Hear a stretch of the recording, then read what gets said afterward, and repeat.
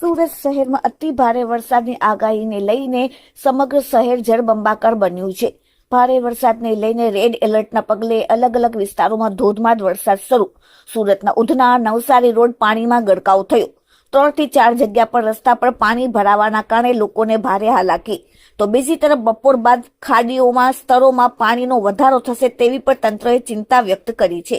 ખાડીપુરની સમસ્યાથી પીડાતા વિસ્તારોમાં લોકોમાં ચિંતા વ્યાપી. ધોધમાર વરસાદને પગલે સુરતના અલગ અલગ વિસ્તારોમાં રસ્તા નદી બન્યા છે. સતત મુસળધાર વરસાદને લઈને સુરત શહેરના અઠવાલેન્સ વિસ્તારમાં આવેલ સાયબર પોલીસ પાણીમાં ગરકાવ. સાયબર પોલીસ મથકની બહાર ઘૂંટણ સુધી પાણી ભરાયા. છેલ્લે લાઈન સુધી પાણીમાં ગરકાવ. આખું સાયબર પોલીસ સ્ટેશન પાણી વચ્ચે થઈ ગયું કેદ. સુરત જિલ્લામાં અતિ ભારે વરસાદની આગાહી હજી ચાલુ છે. લોકોને બિનજરૂરી બહાર ન નીકળવા અપીલ. ભારે વરસાદ વરસી રહ્યો છે ત્યારે વરસાદથી ખાડીઓના જળસ્તરમાં પણ સતત વધારો થઈ રહ્યો છે ત્યારે ભાઠેના ખાડીના લેવલમાં પણ વધારો થયો. ખાડીની નજીક આવેલા મહોલ્લામાં પાણી ભરાવાની શરૂઆત થઈ.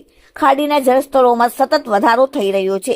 નીચાણવાળા વિસ્તારોમાં રહેતા લોકોને સલામત સ્થળે ખસી જવા માટે તંત્ર દ્વારા સતત અપીલ કરવામાં આવી રહી છે.